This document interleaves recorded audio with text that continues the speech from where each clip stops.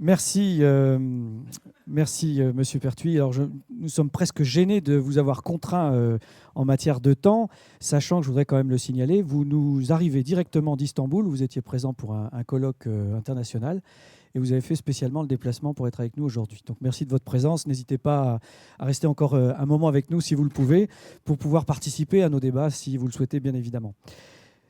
Merci pour ce regard et cette respiration début d'après-midi. Tout à fait intéressante. Je vais proposer maintenant à Madame Sylvie Alexandre d'introduire la première table ronde de cet après-midi. Sylvie Alexandre du Conseil général de l'environnement et du développement durable, le CGEDD, qui a notamment coordonné en 2012 une étude sur les concurrences alimentaires et non alimentaires au niveau mondial, européen et national, avec un focus sur les biocarburants et une prospective justement sur l'après 2020. Et Mme Alexandre a également été, pour ceux qui s'en souviennent, membre du groupe d'experts lors du débat national sur la transition écologique en 2013. Merci à vous. J'ai scrupule à avoir fait presser Christian, qui nous a livré une brillantissime démonstration à laquelle, je veux dire, pour ma part et très personnellement, j'adhère à 100%. Bon, moi, je vais vous présenter beaucoup plus modestement un petit état des lieux, un cadrage pour les deux tables rondes de cet après-midi, qui résulte des travaux qu'on avait fait avec une équipe assez pluridisciplinaire en 2012 et puis d'un certain nombre d'actualisations auprès des administrations et organismes professionnels que je remercie à cette occasion. Les biocarburants, c'est un sujet délicat, sensible à la communication des chiffres, c'est un sujet à controverse, très virulente, donc je vais essayer d'être relativement à la fois brève, précise, mais sans doute prudente. Alors, de quoi s'agit-il? Peut-être on peut passer à la première slide. Essentiellement de ce qui est en jaune dans ce tableau, qui est ouvert. Dans le bas du tableau, vous avez les biocarburants de première génération de type agricole, en tout cas liquide. Et puis, en haut, il y a le biocarburant dont on a largement parlé ce matin, dans des flottes pour le moment peut-être captives et dédiées, mais peut-être promis à un grand avenir, qui est évidemment le gaz. Je passe rapidement. Vous avez la filière à gauche, donc le produit énergétique, le type de biomasse qui est utilisé, la technologie et puis le développement. Je vais juste commenter un peu cette dernière colonne parce que ce matin, il y a eu une question sur quand est-ce qu'on arrête les subventions. Eh bien, en gros, on peut dire que toutes ces énergies renouvelables, si on arrête les subventions, on n'en fait pas. C'est tout simple. Pour le moment, ce sont des filières émergentes. En revanche, c'est une question très pertinente à se poser que de savoir quand et selon quelle modalité on fait évoluer les soutiens. Et on voit que j'ai utilisé le terme de soutien pour le biodiesel et le bioéthanol de première génération, parce qu'il est vrai qu'il y a un soutien financier, mais il y a surtout un soutien réglementaire, et c'est ça qui paraît important. Christian en a un peu parlé. Je vais passer à la deuxième slide très rapidement pour vous dire un peu quelles sont les conclusions de nos travaux sur le potentiel biomasse, parce que c'était la grande question quand on a démarré. On nous a dit, mais finalement, combien je vais avoir de biomasse pour mes avions, ou bien combien j'aurai pour mes voitures, ou combien j'aurai de biomasse pour mon gaz, pour mon électricité renouvelable. Alors, on a regardé des tas de scénarios alimentaires, puisque le premier problème, c'est quand même de nourrir l'humanité à 2050, et puis ensuite énergétique. Et qu'est-ce qu'on peut dire? On peut dire que globalement, les scénarios alimentaires à 2050, ils laissent place à un possible développement pour des usages énergétiques de la biomasse, mais pas n'importe quelle biomasse et avec des conditions de garantie sur la durabilité de son mode de production et de son mode de renouvellement. Je pense que c'était très clair dans le discours qu'a fait Madame la ministre hier matin. Évidemment que la biomasse, ça doit être durable. Sinon, c'est à la limite pas la peine. En ce qui concerne les scénarios énergétiques, eh bien, ce qui est intéressant de constater, ça n'a peut-être pas été dit jusqu'ici, c'est qu'en fait, la biomasse est d'autant plus sollicitée dans les scénarios que la réduction des émissions de gaz à effet de serre est ambitieuse.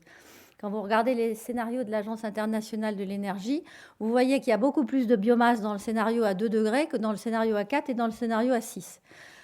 Autrement dit, ce n'est pas l'énergie renouvelable peut-être la plus facile à mobiliser en grande quantité, mais c'est celle dont on ne peut absolument pas se passer si on veut rester dans les limites que Jean Jouzel nous a présentées hier comme des limites du tolérable, je vous rappelle, c'est-à-dire plus de degrés à 2100. Bon, quels sont les enjeux sur l'Union européenne? Une démographie qui, à l'horizon 2050, va pas considérablement, qui va évoluer, mais pas considérablement. Une alimentation qui est plus qu'assurée. Et des effets sur le potentiel du changement climatique qui sont assez modéré. On ne peut pas dire qu'il n'y aura pas d'effet d'ici 2050. On voit tous qu'il y a déjà des effets, mais on peut considérer que par rapport à d'autres pays du monde, dans l'Union européenne, ces effets seront modérés. En revanche, l'Union, elle a une caractéristique importante, c'est qu'elle est totalement dépendante à l'énergie fossile importée. 10% de la consommation mondiale d'énergie finale, je vous ai mis en bleu les chiffres pour la France. L'Union importe 76% de sa consommation énergétique, la France 65%. Face à ça, on a des politiques publiques avec des objectifs ambitieux dont on a largement parlé. 20% d'énergie renouvelable en 2020 et 23% pour la France dans le cadre du partage du fardeau. Et puis 10% d'énergie renouvelable dans les transports en 2020. Et c'est là-dessus qu'on va évidemment se focaliser cet après-midi.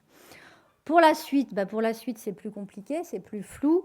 En tout cas au niveau communautaire, on n'a pas vraiment de feuille de route post-2020. On a juste cette communication de la Commission que je vous ai citée là. Elle est intéressante parce qu'elle dit que si on veut faire le facteur 4 en 2050 au niveau communautaire, il faut réduire de 40% les émissions de gaz à effet de serre d'ici 2030. Donc ça, le moins qu'on puisse dire, c'est que ça fixe un cap qui est relativement ambitieux. Et puis elle est intéressante aussi parce qu'elle dit qu'il faudra une grande quantité de biomasse pour la chaleur, pour l'électricité et pour le transport non électrifiable. Donc ça rejoint bien ce que vient de dire Christian. C'est vrai que les technologies de la mobilité, elles vont faire appel à l'électricité aussi. En revanche, certaines seront quand même dépendantes des carburants liquides et en particulier l'aviation. Donc ça, c'est peut-être quand même une indication importante. Et puis la trajectoire 2050 au niveau communautaire, évidemment, elle reste à construire en objectifs et en mix. Au niveau national, Madame la Ministre vous a donné hier les objectifs du projet de loi de transition énergétique, donc je n'y reviens pas. On passe rapidement à la slide d'après. Alors là, c'est un petit peu plus une description du paysage. On descend un peu plus dans le secteur des biocarburants. Ces politiques publiques, elles ont commencé il y a très longtemps dans certaines parties du monde, notamment sur le continent américain. Dans les années 70, on a commencé à soutenir la carburation des alcools de canne. Dans les années 80 aux États-Unis, et l'Union européenne, elle s'est quand même réveillée dans les années 2000. Les objectifs, c'est toujours les mêmes. Sécurité énergétique, c'est le premier objectif. Alors, avec des pondérations qui peuvent être variable dans le temps et selon les pays. La réduction des émissions de gaz à effet de serre du transport, elle est évidemment apparue plus tard dans les préoccupations publiques, mais c'est quand même une préoccupation importante puisque le transport est un secteur qui est structurellement en émissions croissantes, en tout cas en France et en Europe. Et puis la diversification des débouchés agricoles, qui est souvent présentée comme quelque chose dont on devrait avoir honte. Moi, ça me frappe beaucoup. À chaque fois que je fais un exposé de ce genre, on me dit « Ah ben oui, alors réduction des émissions, la sécurité énergétique, tout ça, c'est très bien, mais les agriculteurs, c'est leur problème. » Ben non. Les agriculteurs, ce n'est pas leur problème. Les filières agricoles, ça fait partie de l'économie des pays. Donc, ces trois objectifs, je pense, ils sont extrêmement présents dans toutes les politiques de soutien. Je passe sur les moyens de ces politiques parce que moi, je ne suis pas une technicienne. Il y en a beaucoup plus qualifiés dans la salle pour parler de ça. Les résultats de ces politiques, ils sont en chiffres très facilement perceptibles. On a 62 millions de TEP de biocarburants produits en 2012 sur une consommation d'énergie finale de 12 milliards de TEP dans le monde. C'est quand même pas finalement tant que ça. 70% à peu près, un peu moins, est assuré par le couple États-Unis-Brésil et 15% par l'Union européenne. Alors, ce n'est pas les mêmes biocarburants. L'Amérique produit beaucoup plus d'éthanol. C'est une production mondiale qui a été multipliée par 4,5 depuis 2000. Les États-Unis, 60%, le Brésil, 25%. La France, qui est troisième producteur mondial, fait 1,4%, c'est-à-dire qu'elle est quand même très loin derrière les deux premiers. Pour le biodiesel, on a des productions qui sont inférieures, puisque vous savez que la dieselisation du parc, elle est surtout vraie dans l'Union européenne, évidemment, donc ce n'est pas la majorité du monde. Cette production, elle a été multipliée par 24 depuis 2000, et l'Union en assure plus de 40%, la France étant le cinquième producteur avec un peu plus de 8% de la production mondiale. Alors, ce sont des chiffres qui sont 2012, qui sont en principe issus de France Agrimaire, donc qui sont des chiffres sur lesquels les administrations et les professions se sont mises d'accord. Mais il faut savoir que ces classements, ils sont susceptibles d'évolutions interannuelles très fortes. Quand on regarde les courbes de production des différents pays, on se rend compte, par exemple, pour les États-Unis en particulier, qu'il y a des différences qui peuvent aller du simple au double presque, d'une période à l'autre. Et donc ce classement, il fluctue dans le temps en fonction d'un certain nombre de facteurs. Eh bien oui, la biomasse, c'est compliqué. Ben là, il y a beaucoup de facteurs. Il y a les rendements, il y a les marchés, il y a les stratégies des acteurs, il y a les stratégies des États. Tout ça se mélange et aboutit à des résultats qui sont, comme je le disais, fluctuants. Il ne faut pas aussi se cacher qu'il y a eu un certain nombre de comportements qui ont amené l'Union européenne à pratiquer des dispositifs anti-dumping. Il y a eu des contournements de contingents tarifaires. Tout ça fait partie du jeu. Ce n'est pas forcément un jeu, mais en tout cas fait partie de la vie économique. La ligne importante de cette slide, c'est celle du bas, c'est le critère de l'autosuffisance, parce qu'il montre bien quelles sont les stratégies des pays producteurs. L'Argentine est autosuffisante en biodiesel à 284%, autrement dit, elle produit pratiquement 3 fois plus que ce qu'elle consomme, et donc elle a clairement une stratégie d'exportation. Le Brésil et les États-Unis sont également plus qu'autosuffisants dans les deux types de biocarburants.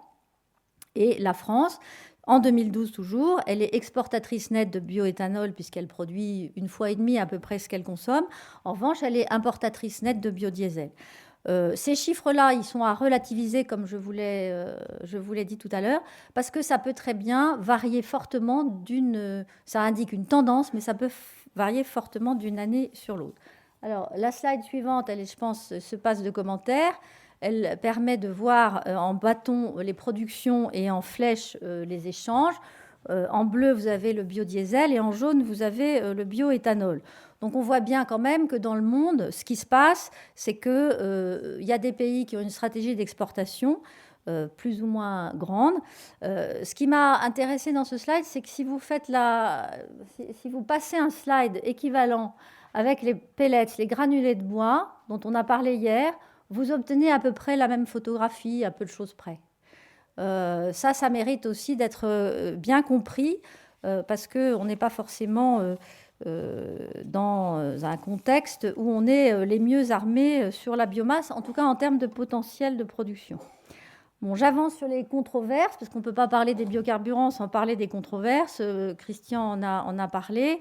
On est quand même dans une tendance nouvelle depuis les années 2005, avec, après des années de baisse ou de stagnation des prix des matières premières et de l'énergie, tout d'un coup, une remontée très forte des prix des matières premières et des pics, et surtout une extrême volatilité des prix. Tout ça a fait que, en 2008 en particulier, mais aussi en 2011, beaucoup de contestations sont intervenues pour dire qu'en période où des émeutes de la faim étaient déclenchées par l'inadéquation entre l'offre et la demande, il était absurde de soutenir les politiques de biocarburants et il fallait revoir complètement cette politique. Donc il y a eu beaucoup d'études qui ont été faites, notamment sur un phénomène dont on va certainement reparler dans l'après-midi, qui est celui du changement d'affectation des sols indirect. Ces études, elles ont été à la fois très nombreuses et finalement pas très concluante, si je peux me permettre.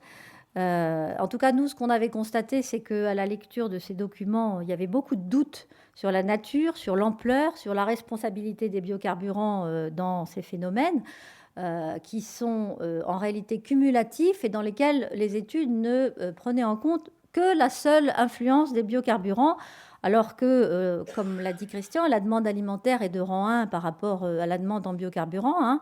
98% de l'huile de palme va à la demande alimentaire, 93% de la demande de soja va à la demande alimentaire.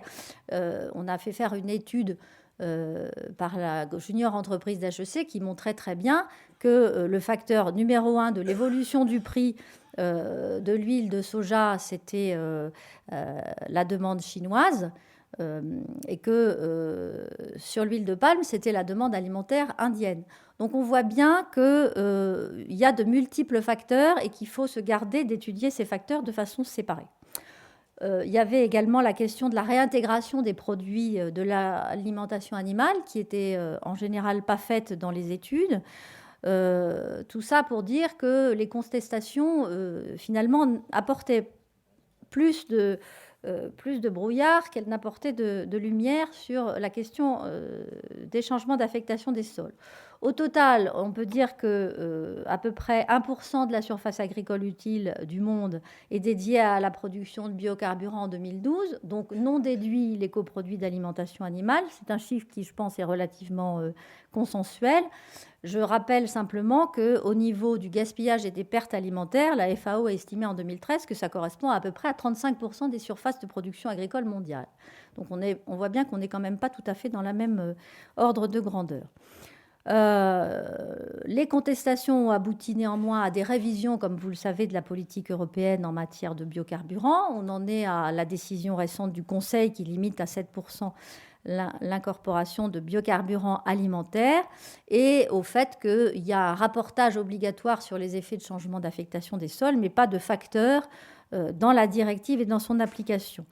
Bon, vous connaissez, je suppose, les taux d'incorporation français. Pour les États-Unis, les mandats ne sont pas encore connus. Qu'est-ce qu'on peut dire en conclusion ? En conclusion, on peut dire qu'on est dans un contexte mondial où les pays consommateurs sont partagés entre la nécessité de protéger des filières qui sont émergentes, production locale, et puis la tentation d'importer à moindre coût de la matière première.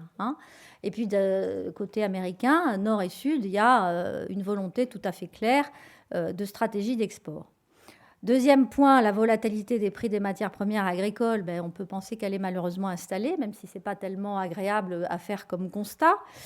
Elle est liée à de nombreux facteurs et elle pourrait fragiliser des filières émergentes. Par ailleurs, est-il intéressant de substituer une dépendance aux fossiles par une dépendance à la matière première agricole ? Ça, c'est une question sur laquelle chacun peut se faire sa propre idée. Il est important, enfin, d'approfondir les questions de changement d'affectation des sols indirects. Il y a un groupement d'intérêt scientifique qui est en cours de montage en France pour voir étudier quels sont les effets de ça. Mais il était évident que l'importation à grande échelle peut avoir des conséquences. Et donc, le plus simple, le plus logique, c'est peut-être de se demander comment on va passer la période à 2020 et réussir à incorporer 10% avec un plafond à 7. Qu'est-ce qu'on met entre les deux ? Comment on le met ? Sous quelle forme ? C'est certainement quelque chose qui va être abordé par les deux tables rondes. Et puis aussi, préparer l'émergence de nouvelles technologies d'électrification, ne pas tout attendre des biocarburants, préparer les biocarburants de deuxième, troisième génération. Et puis aussi s'attendre à ce qu'il y ait une certaine demande de biomasse qui soit faite au niveau du matériau et pas seulement de l'industrie. Vous savez que l'industrie chimique s'intéresse aux bioraffineries, à la production conjuguée d'énergie, de molécules d'intérêt, de matériaux, de biocarburants. Et donc, il faut arriver à tester des modèles économiques. C'est tout le sens de ce que disait tout à l'heure Christian sur les deux piliers d'une politique d'aide à l'innovation, à la recherche et puis de financement environnemental. Voilà, je vous remercie. Merci, Madame Alexandre. Je vous invite à rester sur scène, si vous le voulez bien. Restez près de nous. Je vous propose de contribuer et de participer à cette première table ronde. J'ai bien noté que vous aviez introduit de cette manière l'ensemble de l'après-midi, c'est bien clair, mais je vais vous présenter, pour la plupart vous les connaissez, les intervenants de cette première table ronde. Christelle Guizoarn, directeur du développement durable Sophie Protéol, qui nous rejoint. Pierre Buin, directeur d'Estener, qui est une filiale du groupe Les Mousquetaires. Sylvain Desmours, secrétaire général du syndicat national des producteurs d'alcool agricole, le SNPAA. Alexandre Gohin, qui est directeur de recherche à l'INRA. Jean-Claude Giraud, qui est président de l'AFGNV, l'Association française du gaz naturel véhicule. Et Dietrich Klein, qui est président du groupe de travail bioénergie biotechnologie au COPA-COGECA, le comité des organisations professionnelles agricoles, pour ceux qui ne connaissent pas ce sigle, et le comité général de la coopération agricole de l'Union européenne. Merci, mesdames, messieurs, d'être présents pour cette première table ronde. Donc, vous avez peut-être suivi les échanges à travers ce colloque, les différentes tables rondes de ce colloque, et vous en connaissez le fonctionnement, si je puis dire. Donc, ça reste très ouvert et n'hésitez pas à intervenir quand vous le souhaitez. Puisqu'on en était à donner quelques éléments de contexte et à planter un petit peu le décor de nos échanges, je voudrais juste rappeler un chiffre, sauf erreur, qui a été validé par le CER pour ce qui concerne la France. Pour ne citer que la France, c'est La filière française, c'est l'équivalent de 2 milliards d'euros d'investissement à date sur un ensemble d'unités industrielles qui emploient directement et indirectement environ 30 000 emplois. Alors c'est l'un des objectifs de ce colloque aussi que de rappeler ces incidences, ces répercussions sur l'économie. J'ai envie de vous dire, Madame Alexandre, l'autre objectif du colloque, c'est aussi de répondre à un certain nombre de questions. Et en fait, vous nous avez proposé des questions supplémentaires. Donc, ce qui ne facilitera pas forcément notre exercice, mais je ne doute pas que les uns et les autres auront des suggestions à faire. Alors, si vous le voulez bien, je vais commencer par interroger les représentants des différentes filières plus spécifiques comme les producteurs d'alcool, les producteurs de diester, pour leur demander, je commençais par Madame Guizouarne, si vous voulez bien, de nous rappeler un petit peu à l'attention de ceux qui, dans la salle, n'ont pas forcément le même niveau de connaissance que les plus experts d'entre vous, ce que sont aujourd'hui les biocarburants en France à travers vos propres activités. Quels usages en sont faits aujourd'hui ou pourraient en être faits demain? Madame Alexandre a déjà cité un certain nombre de pistes, mais faisons un état des lieux à ce stade, si vous le voulez bien, pour bien avoir une photographie bien partagée. Bonjour à tous. Merci déjà pour l'invitation et puis pour l'introduction très positive à la fois de Christian Depertuis et de Madame Alexandre, ça fait du bien. Alors, au niveau du biodiesel, on a vu le panorama mondial qui est très important. On a vu que la production était de 20 millions de tonnes. Au niveau français, la production, elle est en gros de 2,3 millions de tonnes. Donc, on est un acteur important, mais on est un tout petit acteur au niveau international, en fait. Et ce qu'il est important de voir, c'est que l'Europe est très dieselisée, donc le biodiesel a sa grande place, mais la France, comme l'Europe, est une véritable cible par rapport aux grands pays comme les grands secteurs comme l'Amérique du Sud ou comme l'Indonésie, dans la mesure où ils ont une matière agricole, soja, palme, disponible, et ils ont construit leur filière souvent dans un objectif d'exportation. Une stratégie d'exportation très vers affirmée, l'Europe et au fur et à mesure vers la France. Pourquoi vers la France? Parce que jusqu'à fin 2015, il y avait une défiscalisation partielle du biodiesel, donc qui diminue, qui sera à 0 au 1er janvier 2016. Donc finalement, le biodiesel, comme les autres biocarburants français, seront soumis au marché international. Ils le sont déjà, mais seront dans les règles du marché international sans protection. Donc, ce qu'il est important de voir, c'est que globalement, qu'est-ce qui fait que le biodiesel est consommé en France? Ce sont les objectifs d'incorporation obligatoires. C'est la réglementation en vigueur. Sans réglementation, il n'y a pas d'incorporation de biodiesel. Ça, c'est extrêmement important de l'avoir en tête. Donc, c'est l'incorporation obligatoire. Et d'ailleurs, les industriels français, donc Sophie Protéol, a toujours suivi les réglementations pour prévoir sa capacité de production et adapter sa capacité de production. C'est-à-dire que la loi d'orientation agricole de 2006 disait en France, il y aura 10% d'obligation d'incorporation de biodiesel à horizon 2015. Cette loi a été abrogée, nous avons construit pour 10%, donc nous avons adapté notre parc industriel en conséquence. Donc véritablement, ces objectifs sont complètement liés à l'activité biodiesel sur le territoire français. Donc ce lien à la réglementation, il est évidemment vrai au niveau national, mais il est très lié aux réglementations communautaires. Donc la directive énergie renouvelable de 2020, elle est toujours en vigueur. Cet objectif de 10% d'énergie renouvelable à l'horizon 2020, c'est celui qui nous porte aujourd'hui. Et nous sommes très vigilants par rapport à la façon dont nous allons pouvoir l'atteindre et la place que le biodiesel pourra avoir par rapport à cet objectif. Dans les discussions de 2030, parce que nous adaptons par rapport aux discussions 2020-2030 pour voir un petit peu quelles seront les perspectives, ce qui nous inquiète, c'est que l'objectif, il est en termes de gaz à effet de serre. Alors le CO2, c'est important d'un point de vue global, c'est essentiel. Par contre, les énergies renouvelables comme le biodiesel ont d'autres avantages que le CO2, que la réduction des bilans gaz à effet de serre. En termes d'emploi, 20 000 emplois pour la filière biodiesel, direct et indirect. En termes de balance commerciale, dans les grands chiffres pour la France, il faut bien voir que le fait d'incorporer du biodiesel sur le territoire français et de le produire sur le territoire français permet une économie d'importation de gazole qui équivaut à 1 milliard d'euros par an et de tourteaux de colza, donc de protéines qui vont en nutrition animale, de 500 millions d'euros par an.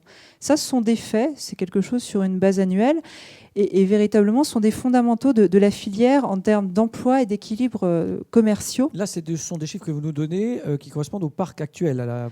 C'est le parc actuel, c'est-à-dire que c'est même le parc avec un objectif de 7%. Je peux vous dire qu'aujourd'hui, on a un objectif de 7,7% en 2014, alors qui n'est pas complètement mis en œuvre, mais je dirais que toute augmentation légère du taux, y compris pour le biodiesel avancé issu de résidus et déchets qui se produit sur le territoire français, aura cet impact positif sur la balance commerciale. Donc ça, ce sont des fondamentaux en termes de développement de la première génération.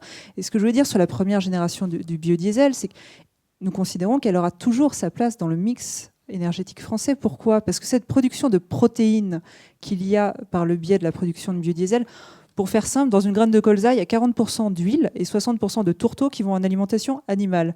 Et ça, avec la deuxième génération que nous soutenons et dans laquelle nous investissons, il n'y aura pas cette disponibilité de protéines pour la nutrition animale. Donc cela restera important. Et c'est aussi important pour la chimie verte, la chimie du végétal. Quand on produit du biodiesel, on produit de la glycérine végétale qui va en oléochimie pour se substituer à d'autres molécules fossiles. Aujourd'hui, il y a plein d'exemples d'utilisation de la glycérine. Vous en avez dans tous vos produits. Que vous laviez les dents le matin, vous prenez une douche avec votre shampoing, à tous les coups, vous avez de la glycérine. Hein.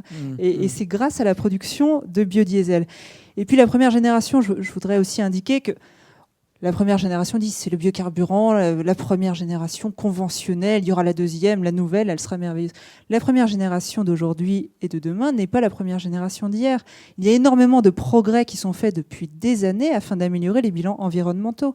Dans le cadre de la filière biodiesel sur le territoire français, ce sont 10 000 agriculteurs engagés dans une démarche de progrès pour améliorer à la fois le bilan énergétique de la culture de colza, le bilan gaz à effet de serre, voir en termes de biodiversité et d'eau ce que l'on peut faire. Donc c'est une filière entière qui est mobilisée et qui souhaite progresser. Donc je pense qu'elle a sa place, mais surtout il faut l'encourager dans les progrès plutôt que vouloir la bloquer. Donc véritablement une filière qui évolue en fait. Voilà, je vais arrêter de parler parce qu'en fait la table ronde, sinon ça va être un monopole. En réalité, alors c'est pas ce que je vous soupçonnais de vouloir faire que de monopoliser la parole, mais effectivement dès cette entrée en matière, vous nous avez déjà établi un argumentaire tout à fait structuré et j'espère convaincant. J'imagine que vous avez encore d'autres biscuits, si je puis dire, mais effectivement on a bien compris. Je parlais d'état des lieux tout à l'heure. En tout cas, votre problématique à l'instant T et la vigilance particulière que vous avez par rapport à la suite. Monsieur Desmours, je vais vous poser la même question.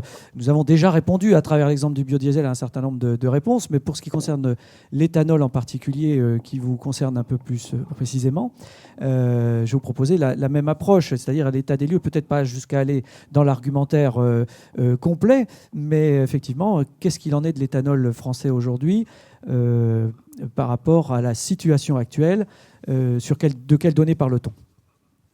Oui, bonjour. La filière bioéthanol française, c'est 30% de la production européenne. On l'a vu tout à l'heure. On est numéro 1 en Europe devant l'Allemagne, 2 fois plus gros que l'Allemagne, et la France exporte 30% de sa production d'éthanol dans l'Union européenne essentiellement. Alors c'est une filière qui est basée essentiellement sur des matières premières agricoles et des coproduits français. Donc on est complètement intégré avec l'agriculture française, pour la moitié des betteraves sucrières et le reste des céréales, du blé, du maïs notamment, mais également des coproduits, des sucreries et des amidonneries. Alors, cette filière française du bioéthanol, ce que je souhaite, c'est la présenter non pas de façon traditionnelle en ne parlant que d'éthanol, mais la présenter dans le cadre de quelque chose de plus vaste qui sont les bioraffineries. Pourquoi je parle de bioraffinerie ? Parce qu'on a tendance à parler uniquement de bioénergie, à opposer les première, deuxième et troisième générations sur une base finalement qui n'est que la matière première. La première génération, elle est définie comme étant les matières qu'on utilise aujourd'hui et qui sont des matières utilisables dans l'alimentation. Voilà comment on les définit. La deuxième génération, on parle de matières lignocellulosiques. Troisième génération, on parle d'algues. Tout ça est un peu caricatural parce que dans les faits, toutes ces générations sont parfaitement imbriquées les unes dans les autres. On est dans des systèmes de transformation d'une matière première agricole, de biomasse, non pas en un produit, mais dans une multitude de produits, une multitude d'usages. On parle d'énergie, puisque c'est le sujet de ce colloque, de bioénergie, mais on parle également de biochimie, enfin de matières premières et de briques pour la chimie. On l'a vu tout à l'heure avec l'exemple de la glycérine, mais il en existe d'autres. Et puis on parle évidemment d'alimentation. Alors, pour vous dire, en alimentation, on dit que 50% de la production d'éthanol française est issue de la betterave à sucre. Ça veut dire qu'on produit du sucre et en plus, on produit de l'éthanol. Alors, on produit du sucre avec les coproduits de la fabrication de sucre. On produit de l'éthanol à partir des coproduits. On produit directement à partir de la betterave. Et tout ça est parfaitement imbriqué dans des bioraffineries. Et ceci est valable également pour les amidonneries qui ont des produits, des coproduits sur lesquels la transformation en éthanol est la meilleure transformation possible. Donc ces usines-là, effectivement, ça a été dit tout à l'heure, ne sont pas statiques, elles sont innovantes. Elles sont innovantes non seulement pour valoriser ces flux de matière en une multitude de produits vers l'alimentaire, vers l'énergie et vers les biomatériaux, mais elles sont aussi très innovantes dans la façon dont elles gèrent leur propre énergie. Et par exemple, dans l'utilisation d'autres énergies renouvelables. Un exemple, colloque biomasse, on utilise effectivement de la biomasse paille, de la biomasse bois pour fabriquer de la chaleur industrielle dans nos sites. C'est vrai sur nos sites du bioéthanol, c'est également vrai sur les sites du biodiesel. On a également des choses innovantes en matière d'utilisation de biogaz, puisqu'on méthanise un certain nombre d'effluents de la production alimentaire qu'on utilise sur place pour faire fonctionner nos distilleries. Et on va même encore plus loin, puisque dans une usine dans l'est de la France, on utilise pour la première fois la géothermie pour fabriquer de la chaleur à utilisation industrielle. Voilà, donc toutes ces entreprises sont innovantes, utilisent des technologies nouvelles et s'apprêtent à en accueillir de nouvelles, y compris, pour ce qui est de la filière bioéthanol, les technologies de transformation de la cellulose en sucre, sucre que l'on pourra fermenter dans les mêmes fermenteurs que le sucre de betterave ou que l'amidon de céréales. Donc on parle bien de technologies imbriquées dans des bioraffineries qui sont en synergie. Dans votre métier en particulier qui est assez évolutif, qui nécessite peut-être moins de rupture que dans d'autres filières ou dans d'autres technologies. Voilà, on voit une continuité effectivement en matière d'utilisation de cellulose, puisqu'on n'est pas obligé de construire une usine toute neuve, il suffit de rajouter un module de préparation. Et ensuite, une fois qu'on a des sucres, on les transforme de la même façon et dans les mêmes usines. Oui, donc ça crée des transitions possibles et qui sont des cohabitations plutôt que des substitutions. C'est un petit peu différent pour le diester, pour le biodiesel. Monsieur Giraud, on parle biocarburant, donc je vais terminer ce tour d'horizon des usages et des productions, puisque vous représentez les utilisateurs de GNV, de gaz naturel véhicule, donc en lien aussi avec ce que nous avons évoqué ce matin, avec une autre origine à travers ce type de produit. Je vous laisse également nous faire une sorte de description de ce qui se passe aujourd'hui. Alors, je vous rappelle que notre table ronde est consacrée à l'ensemble du monde, comme l'a rappelé Madame Alexandre dans son introduction, à travers son panorama mondial. Bien évidemment, vous pourrez faire un focus sur ce qui nous intéresse en France, mais si vous avez des données plus larges, n'hésitez pas à nous remettre dans ce contexte. Bonjour à toutes et à tous. Justement, j'ai commencé par une statistique. Le nombre de véhicules fonctionnant au GNV a augmenté de 18% par an dans le monde entre 2000 et 2010 et de près de 25% en 2011 et 2012 pour atteindre plus de 18 millions de véhicules. L'ADEME prévoit qu'à l'horizon de 2050, le gaz fournira 45% de l'énergie consommée dans les transports en France, dont une bonne partie issue du biométhane. Donc, effectivement, le gaz pour les véhicules n'a pas connu un engouement comme l'électricité. Depuis le Grenelle de l'environnement, on parlait surtout de l'électrique pour les véhicules, que ce soit voiture ou camion, et peu de gaz. Or, le gaz aujourd'hui donc a des intérêts pour les transports.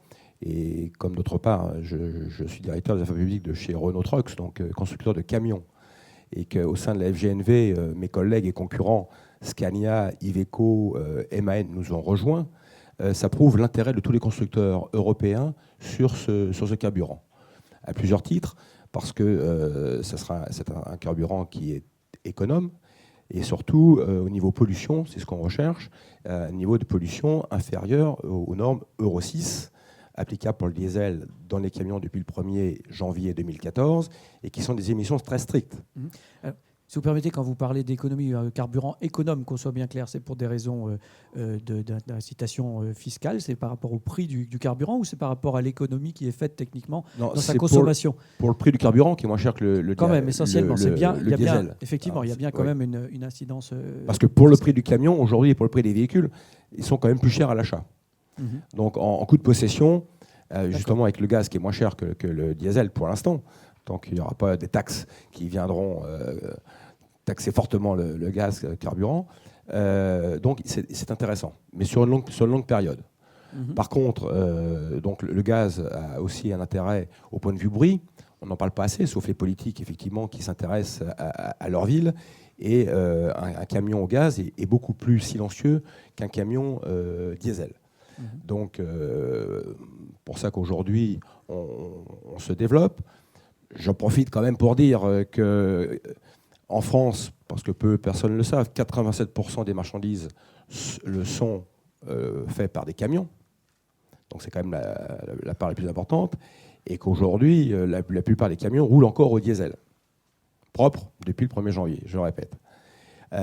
Donc il y a un grand pouvoir de développement dans les transports, et plus par le gaz que par l'électricité, puisque le carburant GNV d'abord, c'est vrai, issu du fossile.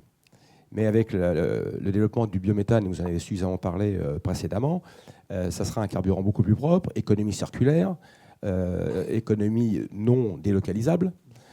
Déjà, la plupart des membres de la GNV produisent en France, que ce soit les véhicules ou tous les composants de la filière. Donc, c'est quand même aussi intéressant. Et pour les camions, lorsqu'il y aura l'introduction du gaz naturel liquéfié, ce qui ne saurait tarder, les transporteurs pourront avoir une autonomie aux environs de 1200 km, ce qui revient intéressant, parce qu'aujourd'hui, le GNV concerne surtout des véhicules urbains. Voilà, la plupart, pour votre connaissance, c'est la benne ordure ménagère. Voilà, c'est l'exemple même du transport en commun. C'est l'exemple même de l'utilisation du camion en urbain, pour les raisons que j'ai dit tout à l'heure, pour le bruit aussi. Donc, pour l'instant, l'autonomie n'était pas suffisante pour faire des grands trajets. Donc, avec le GNL, nous allons l'utiliser. Vous venez de citer le transport en commun. Oui. J'en profite.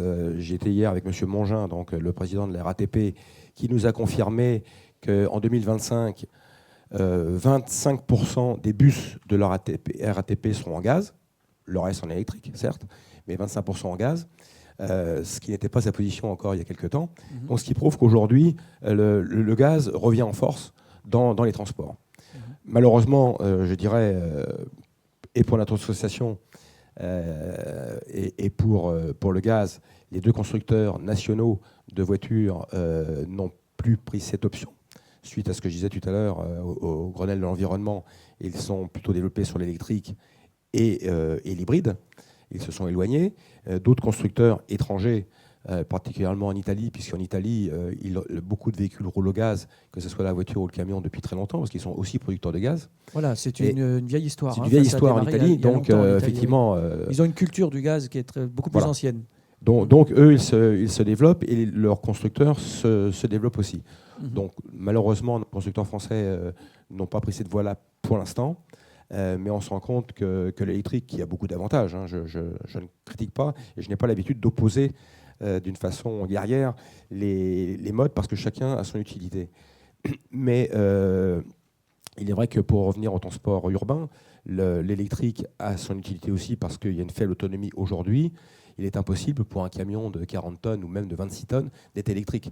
Il faudrait qu'il emmène à la technologie d'aujourd'hui, il faudrait qu'il transporte plus de batteries que de marchandises. Madame Alexandre avait bien classé les PL, les poids lourds, dans les transports non électriques. J'étais content que Madame l'emploie, parce que depuis ce matin, j'entends parler de la voiture et des avions. On parle peu souvent des camions. Voilà. C'est vrai qu'en France, le camion a une mauvaise image. Mais je répète encore que 87% de ce que vous consommez est livré par camion. Donc, voilà. Merci, Monsieur Giraud, pour cette introduction. Monsieur Klein, si vous voulez bien prendre le micro pour continuer ce tour d'horizon. Donc, je le disais tout à l'heure, vous représentez les organisations professionnelles agricoles et la coopération agricole européenne. Je vous laisse éventuellement compléter sur ce que vous avez entendu jusqu'à présent et peut-être nous dire où nous en sommes en Europe, même si nous avons déjà quelques données, quelques chiffres. Nous avons compris les différences entre pays. Je vous laisse éventuellement nous en dire plus sur les grandes catégories de producteurs, éventuellement les grandes tendances actuellement sur ces 3 biocarburants dont nous venons déjà de parler. Tout ce que j'ai pu entendre, c'est qu'on parle des produits agricoles. Ce matin, j'ai assisté aux tables rondes. J'ai pu constater que aussi en France, en Allemagne, en Grande-Bretagne, partout, parler de déchets, des résidus, c'est très à la mode. Là, je ne suis pas d'accord. Parce que je connais aucun agriculteur qui produit des déchets. Le lisier, ce n'est pas un déchet, c'est un produit. En fait, quand on analyse un peu dans le fond ce débat première génération céréales, oléagineux et compagnie, et déchets et résidus, en fait, il s'agit d'élargir le choix des matières premières pour produire des produits énergétiques. Je vous signale qu'en Allemagne, par exemple, les premières installations à biogaz étaient parties avec du lisier. C'était dans la région de Brême. Ils ont très vite constaté que seul avec le lisier, ça ne marche pas. Donc, ils ont trouvé le moyen de prendre, à l'époque, des huiles usées, des restaurants. Et ils ont touché une prime pour venir chercher les huiles usées et les mettre dans les méthanisations. Et c'était très intéressant. Sauf que les restaurateurs, ils ont très vite compris, et au lieu de donner une prime, ils ont vendu le produit. Parce que ça n'est pas un déchet. Dès qu'une matière a un marché, oui, bien sûr, ça devient un produit. Surtout une telle valeur énergétique, Donc, une telle concentration. ça m'a fait un peu peur, cette discussion qui se base essentiellement sur matières premières, déchets et résidus. En fait, ça n'existe pas. On a quand même insisté sur le fait que l'essentiel dans les prospectives sera, des produits sera d'origine agricole, quelle qu'elle soit, de toute façon. Mais néanmoins, comme il est important d'élargir le choix des matières premières, nous, comme Copa-Cogeca, dans la discussion à Bruxelles, nous avons proposé ou demandé un pourcentage de 8% pour tout ce qui se fait appeler première génération, et de 2%, tout ce qui fait deuxième et troisième génération. Si je vois à peu près clair la chose, la Commission avait proposé 5% pour G1, le Parlement 6%, le Conseil 7%. On va enterrir peut-être à 7 ou 6,5, je ne sais pas, c'est du marché. En fait, il est clair que les biocarburants, si vous voulez, de première génération, auront leur rôle important à jouer. Ça, c'est clair et net. Les États membres, tous les États membres sont quand même assez sceptiques pour le développement de G2 aux deuxième ou troisième génération, parce que vu les discussions au Conseil, il était déjà même impossible de faire passer une part minimale de 0,5% pour G2, G3. Ça prouve que les États membres, les gouvernements ont peur de ne pas trouver assez. Donc, je reviens à ce qu'il a dit Sylvain Demour, on ne peut pas séparer les générations, faire des différences entre les générations. Dans le cas de biodiesel, c'est la même chose. Je trouve que ce qui est important pour clarifier le débat, c'est élargir le choix des matières premières. Et moi, je ne vois aucun inconvénient. Au lieu de brûler une huile usée dans une cimenterie, on peut la utiliser aussi pour le transport. Il n'y a aucun problème. Vous avez posé la question quels carburants ou quels produits énergétiques seront utilisés demain. C'est-à-dire, la grande question, c'est demain ou après-demain. Parce que dans l'avenir proche, moi, je dirais très clairement que si je compare la France et l'Allemagne, c'est très simple. En France, vous avez dans le secteur de carburant la compétition. Donc, par exemple, la part E10, elle a atteint, je crois, genre de l'ordre de 30%. En Allemagne, il n'y a pas vraiment de compétition dans le secteur des carburants. Donc, E10, le résultat reste à 15%. En revanche, en Allemagne, on a dans le secteur électricité et gaz, on a un peu de compétition. Sous la situation en France, je n'ose pas m'exprimer. Ça, ce n'est pas mon affaire. Ça a été rappelé ce matin, très largement. En tous les cas, vous avez très bien pu constater qu'en Allemagne, tout ce qui est biogaz a terriblement progressé. Mais je vous conseille très fortement, regardez de près. parce que pas tout ce qui était fait en Allemagne peut servir comme modèle. Et le gros problème, c'est que les sommes dont on parle deviennent trop importantes. Les charges à payer par le citoyen deviennent trop lourds. Et il y a un aspect qui est à prendre en compte. Jusqu'à présent, le citoyen allemand, il est à peu près encore prêt à payer. Mais il y a une décision de la Cour de Luxembourg devant la porte qui va dire que les énergies renouvelables subventionnées dans un État membre X, mais produites dans un État membre Y, même en venant de l'État membre Finlande, ce qui est le cas, en Suède, ils doivent toucher les mêmes primes, les mêmes prix, les mêmes tarifs. Et je crois fort qu'en Allemagne ou dans tous les pays membres, les citoyens auront des problèmes de payer des sommes qui augmentent, qui ne sont pas reçues par leur nation.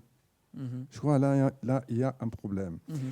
D'une manière générale, je crois, si on regarde dans la perspective de 2030, comme carburant, grosso modo, on aura pour le secteur, surtout aviation, des carburants de synthèse, sinon des biocarburants et puis l'électricité.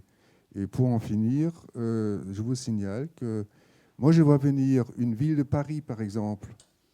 Si la ville de Paris ou la ville de Berlin décide, on n'autorise plus de camions qui marchent avec des carburants liquides, que ce soit diesel ou biodiesel, peu importe. Ça va changer tout de suite. Parce que ça, on a très bien pu voir que les capacités technologiques sont déjà assez avancées pour équiper des camions jusqu'à 7 tonnes. Donc, ça suffit. Voilà. Merci. Oui, allez-y, Monsieur Giraud, si vous voulez réagir sur ce point en particulier. Oui, juste très pour rapidement. confirmer, vous savez, Paris... S'il vous plaît, je vais vous demander de monter la main un tout petit peu plus haut sur le micro parce que vous cachez l'antenne. Voilà, merci. Vous savez que la ville de Paris a décidé qu'il y aurait 50% de véhicules non diesel à Paris en 2017. Donc pour tous les constructeurs et les clients et les utilisateurs de voitures, 2010. Ça paraît très ambitieux et très proche. C'est court, c'est proche. Et quand on leur a dit ça, ils ont repoussé à 2020, mais en disant 100%, alors dans ce cas-là, 100% de non diesel. Mais ça veut dire qu'effectivement, ils regardent de très près le gaz, et nous sommes en discussion avec eux pour regarder des véhicules gaz, et que c'est à peu près inéluctable qu'on vienne vers des interdictions de centre-ville pour des véhicules diesel. J'ose quand même dire que c'est un peu une ineptie quand même, puisque tous les constructeurs ont dépensé des milliards de recherche et développement pour arriver à des véhicules propres avec de l'Euro 6. Donc c'est un peu en contradiction. Et comme le disait M. de Pertuis tout à l'heure, en 70-73, on dirait qu'il n'y a plus de pétrole. Il y en a encore. Donc après, toute une question d'équilibre, une question d'équilibre budgétaire aussi, une question de taxes, comme je le disais aussi. Mais Paris a pris ces décisions-là, donc il faut regarder ça. Mais encore une fois, là, on demande toujours, nous, en tant qu'association ou en tant que constructeur, on demande aux politiques de laisser du temps au temps. C'est un homme illustre qui l'a dit. Mais un investissement de véhicules, ce n'est pas sur 3 ans. Donc 2017, c'est trop tôt. Pour que les transporteurs ou les RATP puissent changer leur flotte de véhicules en un temps aussi court. Donc il faut faire attention à ça. Merci, Monsieur Giraud. Alors, Monsieur Klein vient d'évoquer dans son intervention les différentes origines, matières premières diverses. Il l'évoquait pour le biométhane. Alors, Monsieur Buin, vous êtes là pour nous illustrer aussi une sorte de diversification, enfin une origine un petit peu plus peut-être originale de produits à destination des biocarburants. Et pour ce faire, vous nous avez amené une petite vidéo qui va être l'occasion de faire une petite récréation, de nous transporter un peu sur le terrain. Je vous laisse l'introduire et puis on lance ce film. Très bien. À ce moment-là, on va peut-être commencer par la récréation. Effectivement, je représente la société Estener, qui est une filiale du groupement des Mousquetaires, donc qui est un distributeur français. et qui a choisi de contribuer à la directive d'énergie renouvelable dans les transports en créant en France cette unité industrielle qui vise à traiter des résidus.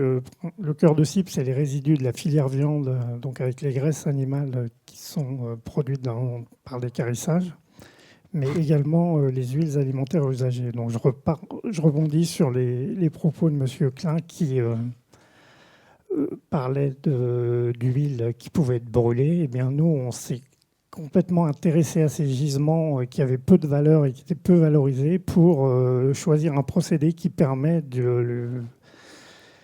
d'en tirer toute la noblesse et d'en faire un carburant routier. Donc c'est une grosse ambition puisqu'on part à partir d'une matière première difficile avec des composants indésirables qu'il faut évidemment exfiltrer avec beaucoup d'étapes de traitement. C'est une longue mise au point. C'est une technologie qui existe, qui a été développée par des Autrichiens il y a déjà plusieurs unités en Europe. Et on est la première en France à porter cette technologie sur le territoire français avec un cœur de cible, c'est de traiter les résidus des graisses animales impropres à l'alimentation du territoire français et du marché français. Donc on a un petit film qui montre cette construction. Là, on est dans le concret puisqu'on a démarré les travaux en juin 2012. Et donc, on a sorti nos premières gouttes en septembre 2013 et on est en activité aujourd'hui. En 2014, on va faire 60 000 tonnes avec une cible à 75 000. Merci. Voilà. Alors, on va voir Je ça. vous laisse regarder. Oui.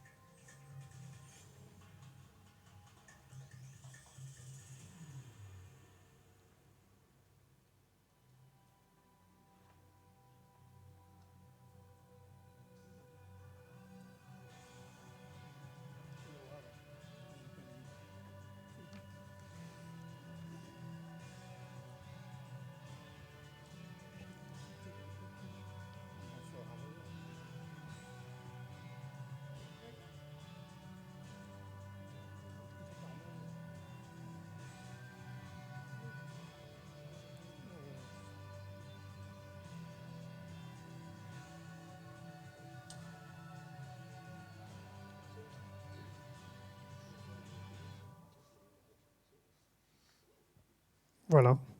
Merci, Monsieur Buin, pour ces quelques images qui montrent comment dirais-je, la dimension déjà d'une telle installation. Ce n'est pas anodin. Vous avez commencé donc à produire, vous le disiez tout à l'heure, avec un objectif de 75 000 tonnes. Voilà, 75 000 tonnes d'un biodiesel avancé.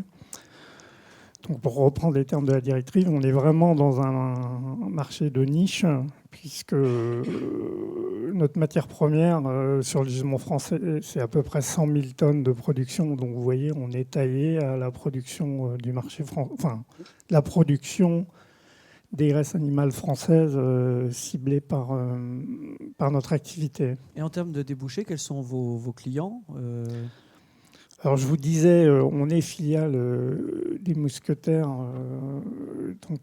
du distributeur Intermarché. Il faut savoir qu'il y a plusieurs... il y a SK Pétrole et Dérivés qui est leur filière de distribution de carburant, qui est le deuxième opérateur français en volume sur le diesel. Et ceux qui portent la commercialisation du produit. Par de l'incorporation, j'imagine? Oui, aussi. par de l'incorporation au taux réglementaire, comme disait Madame Guizouard. Et les groupements des Mousquetaires ont aussi une activité industrielle importante et aussi dans la filière viande, puisqu'il y a 60 usines en France. Donc en fait, ça, c'est une nouvelle activité portée autour du pôle viande des Mousquetaires. Voilà, donc on est ravis de produire du biodiesel. Dont vous collectez les donc produits. On a un partenaire. Les coproduits de l'abattage et de l'équarrissage. On a un partenaire associé à ce grand projet, c'est le groupe Saria Industrie, qui est apporteur d'une à peu près la moitié de des volumes de matières premières. Et voilà, donc c'est le mariage un peu de ces trois piliers qui font une chaîne un peu complète. Taillé au marché français, situé au Havre, on l'a vu dans la vidéo, donc avec l'accès maritime qui est un vrai enjeu pour la distribution vers les dépôts pétroliers, et aussi très proche des zones de production de graisse animale du quart nord-ouest de la France. Donc ça aussi, c'est un point important qu'il faut souligner. Alors on nous dit que c'est un exemple d'économie circulaire. Je sais que c'est un peu à la mode aujourd'hui, mais c'est concrétisé, puisque vous voyez... Aujourd'hui, on produit la graisse animale du quart nord-ouest de la France, donc ça aussi, c'est un point important qu'il faut souligner. Alors, on nous dit que c'est un exemple d'économie circulaire. Je sais que c'est un peu à la mode aujourd'hui, mais c'est concrétisé, puisque vous voyez, aujourd'hui, on produit à partir d'une matière première difficile, et c'est tout le sens de ce projet. Merci Monsieur Buin pour cette illustration. Alors juste avant d'interroger Monsieur Gohain, que je n'ai pas encore interrogé à ce stade, ça vous aura permis peut-être de vous inspirer des différents messages que vous avez entendus. Je voudrais proposer à un technicien de la régie de bien vouloir nous rallumer peut-être l'écran au premier rang juste devant la scène, parce qu'on a d'autres diapos qui vont apparaître et je pense que ça sera plus confortable pour nos intervenants. Monsieur Gohain, juste peut-être une première question par rapport à cette première génération dont on a entendu toute la contestation sur le terrain et le débat public. Qu'est-ce qui fait que ça soit encore contesté la première génération ou à ce niveau par rapport aux arguments qu'on a entendus? Effectivement, il y a plusieurs dimensions qui font débat autour des biocarburants. Il y a certaines qu'on arrive facilement à trancher. Et par exemple, Christelle Guizouard a bien expliqué les effets bénéfiques en termes de balance commerciale lorsqu'on développe du biodiesel, par exemple, dans son cas, qu'on apporte moins de tourteaux, on apporte moins de gazole. Mais bon, de l'autre côté, on peut quand même dire aussi qu'on exporte moins d'huile. Donc ça, c'est des choses qu'on arrive assez bien à calculer. Par contre, il y a des choses qui sont nettement plus difficiles à calculer et qui prêtent du coup à débat. Et notamment, ça a été un petit peu cité par Mme Alexandre, c'est quelle a été la contribution du développement des biocarburants au phénomène de volatilité ou d'augmentation des prix alimentaires. Donc ça a été beaucoup débattu, notamment en 2008. Il y a eu plein d'études qui ont été forcément contradictoires. Mais moi, je voudrais juste dire, je ne prétends pas avoir la science complète par rapport à ça, mais quand il y a quelque chose qui arrive qui n'était pas prévu, c'est un phénomène qui, initialement, on n'avait pas anticipé, qui est arrivé. Or, les biocarburants ont une progression régulière et annoncée bien en avance. Donc, ça ne pouvait pas expliquer totalement une volatilité soudaine des prix. Que ça y participe un tout petit peu, éventuellement, parce que ça a diminué les stocks disponibles pour justement permettre d'étaler les chocs de production de demande, ça peut un petit peu y contribuer. Mais ça ne peut pas expliquer que soudainement, il y a une volatilité des prix qui arrive. Donc ça, c'est un des éléments de débat qui existe moins aujourd'hui, on va dire. Et un autre élément de débat, c'est autour de ce que Mme Alexandre aussi a parlé, ce qu'on appelle le changement d'affectation indirecte des sols. Le fait que quand quand il y a une demande supplémentaire, il faut qu'il y ait une production supplémentaire, parce que les autres demandes, même s'il y a du gaspillage, ça ne se réduit pas comme ça d'un coup coup de dé. Donc souvent, ça induit une production supplémentaire qui pourrait être obtenue par des surfaces supplémentaires ou des productions ou des rendements supplémentaires sur surfaces déjà cultivées. Et ça, en fait, quand on voit l'évolution des rendements, des productions, etc. au niveau mondial, ça résulte de plein de phénomènes et pas seulement des biocarburants. Donc essayer d'isoler dans l'ensemble de ces phénomènes ce qui est lié aux biocarburants, bon, ben, ça va être le résultat de certaines approches de modélisation pour essayer d'isoler ça parmi l'ensemble des facteurs qui existent. Et ça, forcément, on ne peut pas observer, donc forcément, c'est sujet à critique, quoi. Donc il y a eu beaucoup de travaux menés sur ce sujet-là. Ça continue, en France, en Europe, aux États-Unis, partout. Donc on n'est pas arrivé à la fin, et on n'aura pas le chiffre magique, je ne pense pas. Par contre, moi, ce que j'ai voulu faire, c'est de dire, bon, on essaye d'approcher ce chiffre-là, essayons de l'approcher de la manière la plus transparente et la plus scientifique possible. C'est-à-dire, donnons nos chiffres, comment on obtient un chiffre, on traduit ça en grammes de CO2 par mégajoule, il y a certains qui partaient à 200, il y en a d'autres qui sont arrivés à 0, etc. Très bien. Ce qui est important, c'est qu'on explique Sacrés pourquoi... écarts quand même. Oui, ça modifie un peu la pertinence d'une politique et des soutiens qu'on y met. Ouais, justement, sur les soutiens, il faut faire attention. Il y a eu un débat aussi sur les biocarburants en France et en Europe sont soutenus. Il y a des ONG qui calculaient ça, mais un peu n'importe comment, parce qu'il faut quand même faire attention à combien touchent nos producteurs par rapport à combien touchent d'autres producteurs.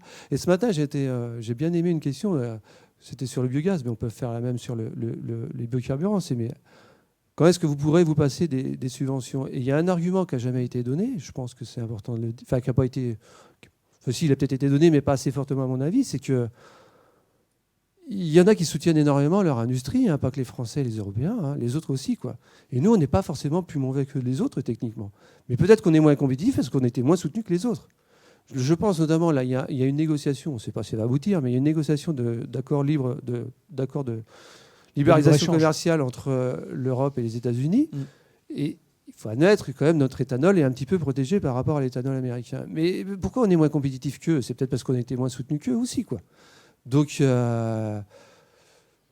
c'est un peu trop facile de dire on n'a qu'à supprimer la protection puis on verra ce qui se passe. Non, il faudrait jouer normalement en économie, il faut être sur le même pied d'égalité, quoi. Donc eux, ils en ont bénéficié pendant un certain nombre d'années. Pourquoi nous, on n'aurait pas ce même nombre d'années? Donc ça, c'est un argument par rapport... C'est soutenu. Ouais, d'accord, mais les autres aussi, quoi. Donc c'est pas un bon jeu, peut-être, mais n'empêche que c'est la réalité, quoi. D'accord? Et donc moi, où je travaille plus, hein, c'est... et on n'a pas fini là-dessus. Donc bon, à la limite, ça me crée du boulot et ça me fait venir ici. Mais c'est sur cette histoire de mesure, hein, des effets changement d'affectation des sols, où j'ai pu montrer, et c'est accepté maintenant aussi un peu aux États-Unis, c'est que les calculs avaient été un petit peu biaisés, on va dire ça comme ça, en négligeant que les agriculteurs peuvent améliorer leur rendement lié à l'augmentation des prix. Alors maintenant, il y a des nouveaux calculs qui disent bah oui, mais Gauvin, tu as bien raison que ça peut augmenter, mais n'empêche que les intrants qu'il faut mobiliser pour améliorer le rendement n'existent pas dans certains pays. Par exemple, il y a des nouveaux calculs qui disent bah oui, mais on ne peut pas accéder à l'eau dans certains pays. Ce n'est pas trop le cas de la France. Enfin, il y a des endroits où on irrigue, mais en moyenne, c'est moins problématique qu'ailleurs, on va dire.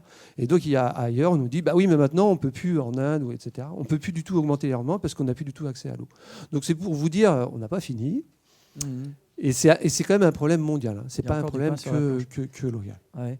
Merci, M. Gauvin. Monsieur Desmours, pour revenir sur la problématique particulière justement de changement d'affectation des sols. Donc, vous avez appelé CASI en français tout à l'heure. C'est ce qu'on retrouve sous le nom de directive ILUC au niveau européen. Pour ceux qui ont entendu parler de cet acronyme, c'est Indirect Land Use Change. Donc, c'est la même chose. On parle de la même chose. Une directive qui a fait l'objet de discussions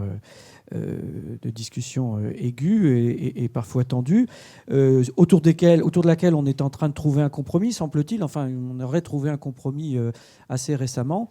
Quelle est votre position, la position de votre filière par rapport à ça?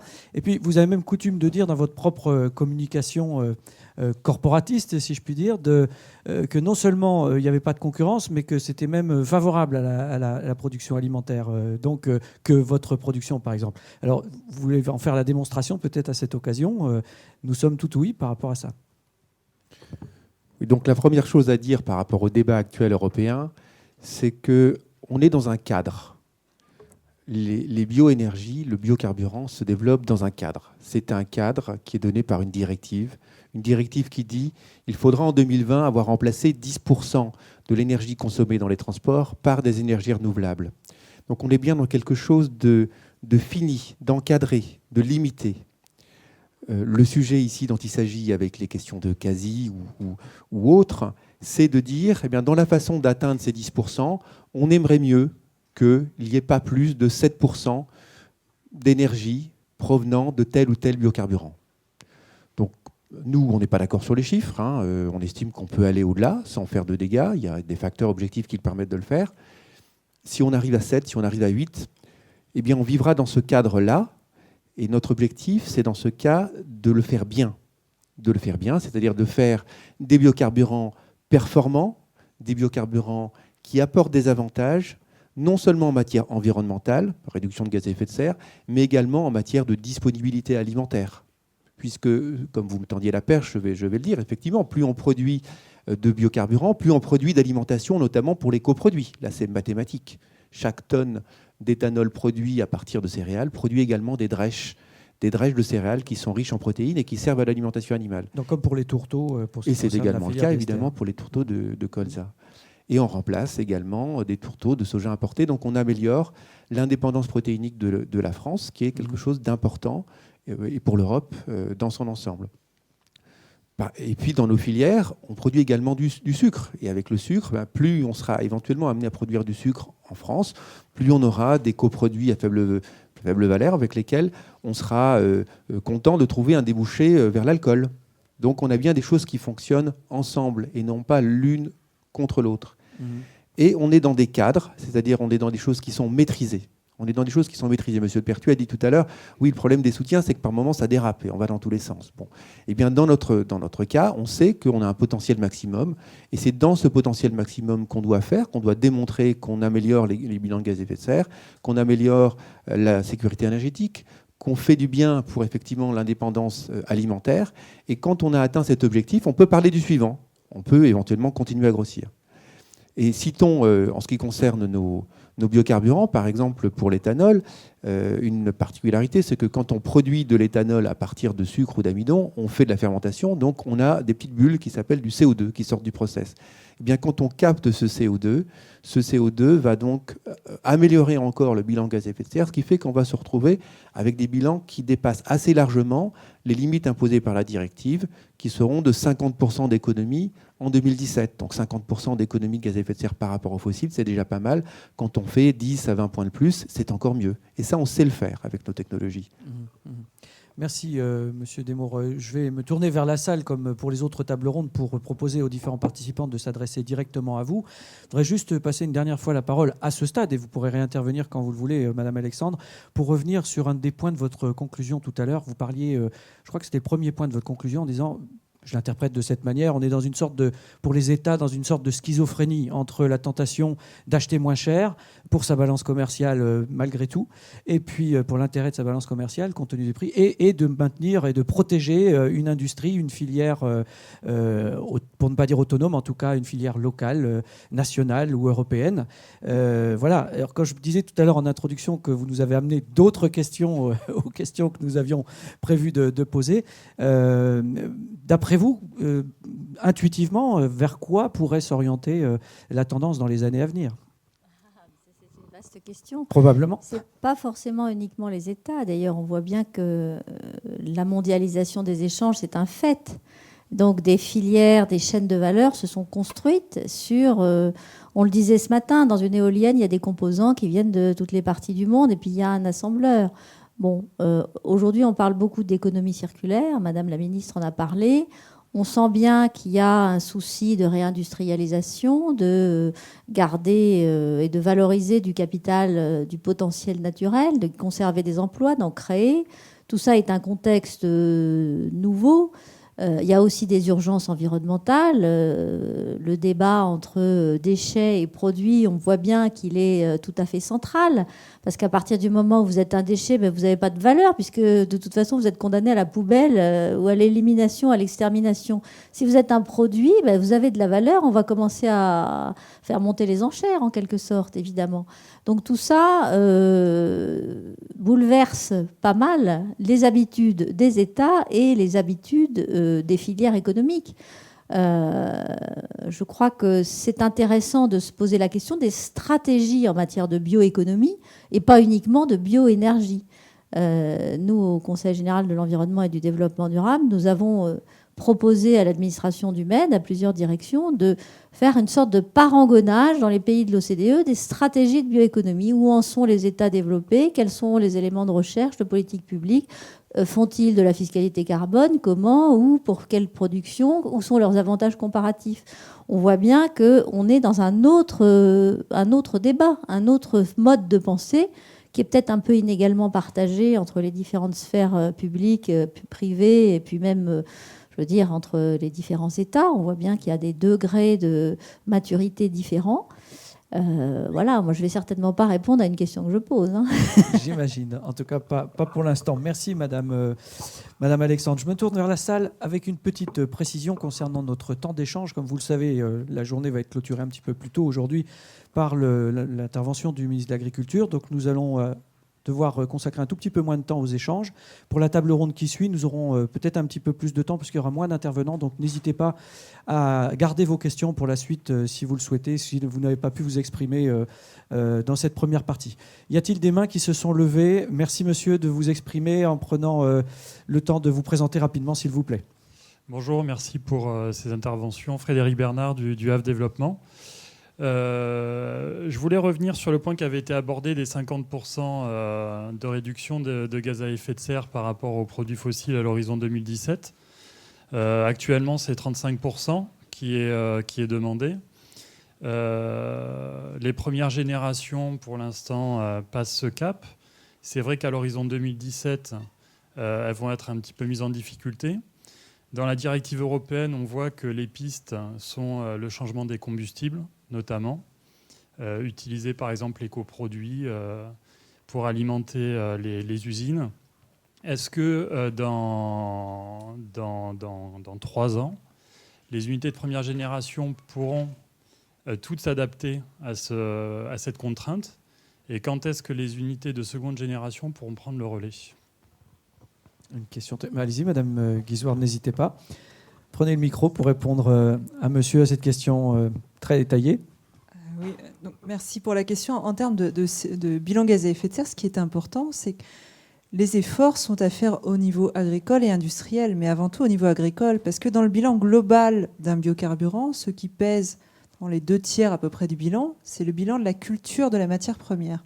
Donc au niveau industriel, je dirais, les industriels ont pris leurs responsabilités depuis longtemps et ont investi afin d'améliorer leur performance énergétique. Et nous avons substitué dans beaucoup de sites tout ce qui était combustible fossile par des cogénérations biomasse ou des chaudières biomasse. Donc il y a à la fois la substitution du fossile par de la biomasse, mais également les économies d'énergie et la performance énergétique des outils industriels. Au niveau agricole, c'est ce que nous avons lancé depuis 2007 pour la filière biodiesel, qui s'appelle la démarche de progrès colza-diester.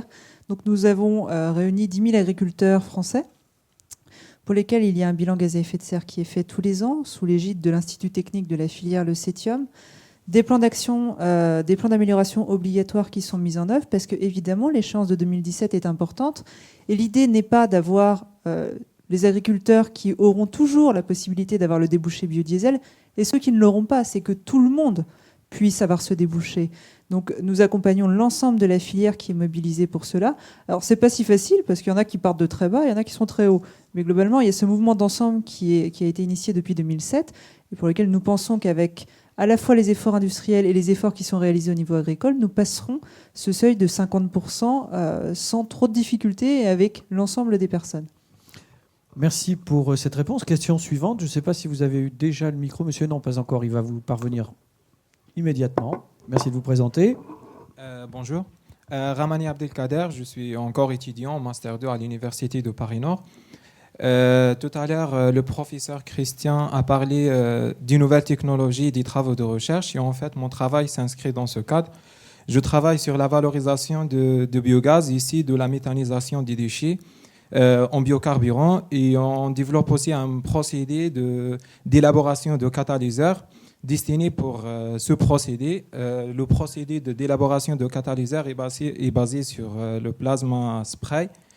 Et en fait, on est un petit peu isolé. Il n'y a pas d'échange avec le monde d'industrie. On est mis à l'écart. Et on cherche justement à améliorer cet échange.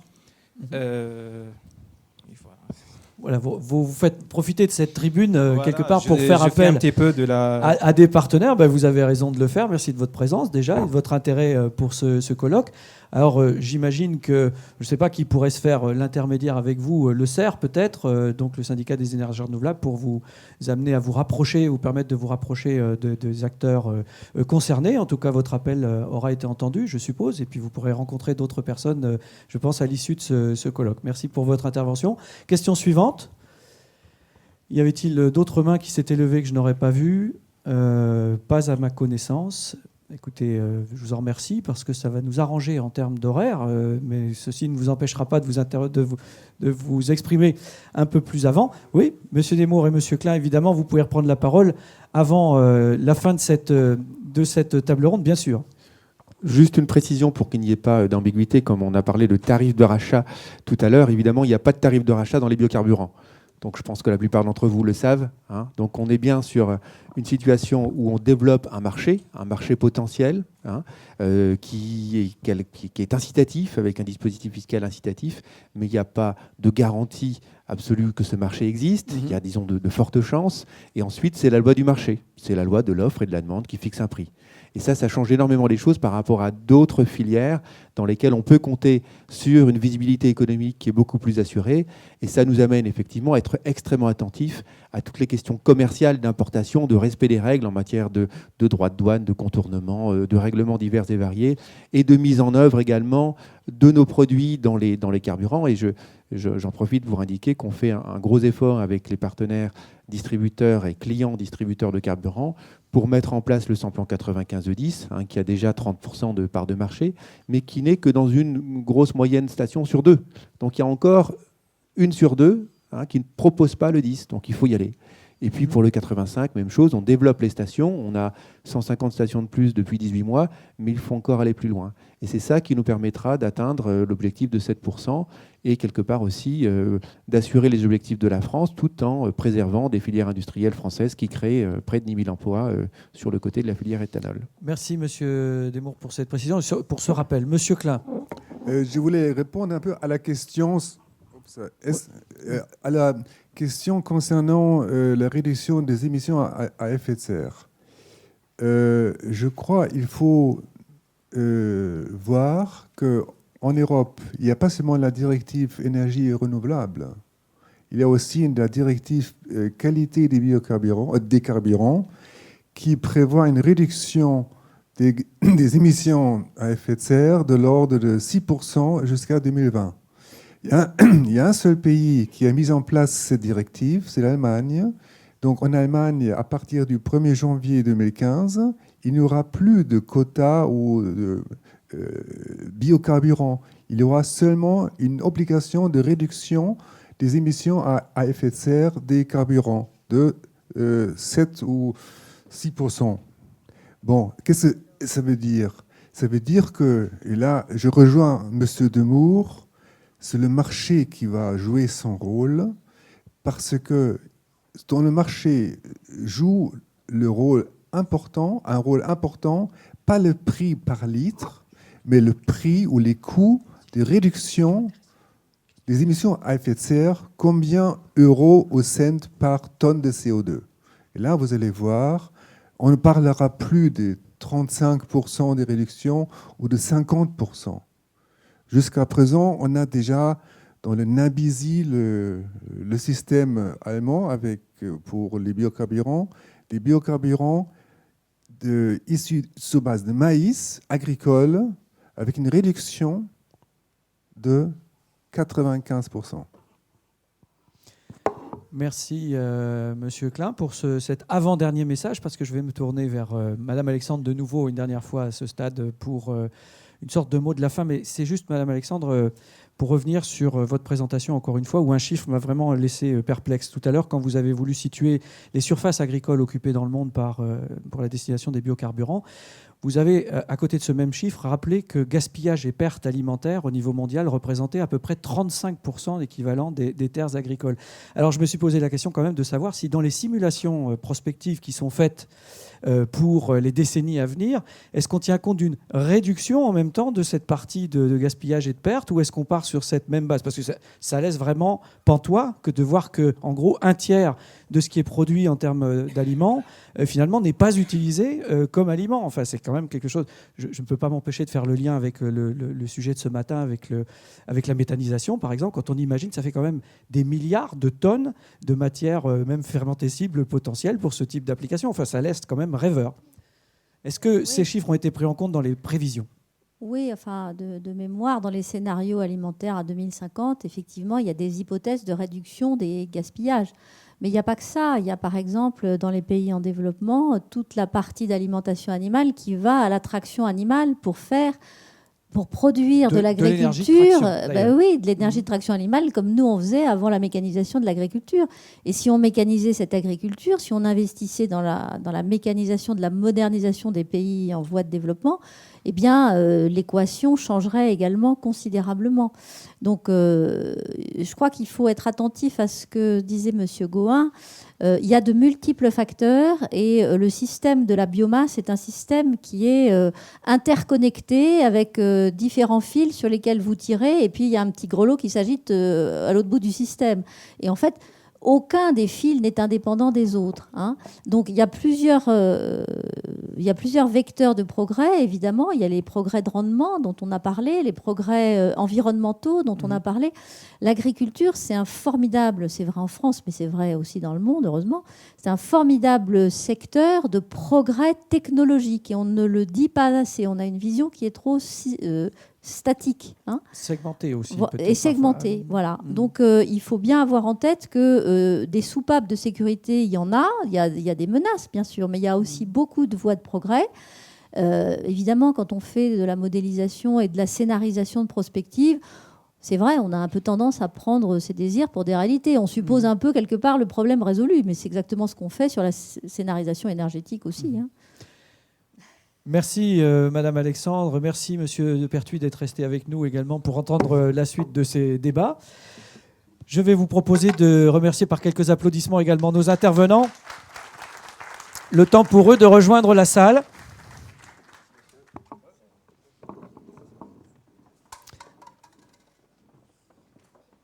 Merci Mesdames, Messieurs, et le temps pour moi de passer sans autre transition à la toute dernière table ronde de ce colloque consacré toujours aux biocarburants, avec pour thématique la poursuite de la dynamique engagée. Pour ce faire, je vais inviter à monter sur scène et au pupitre Madame Sophie Raymond, qui est sous-directrice en charge de la sécurité d'approvisionnement et des nouveaux produits énergétiques à la DGEC, à la Direction Générale Énergie Climat, pour notamment un bilan de ce qui a été entrepris en France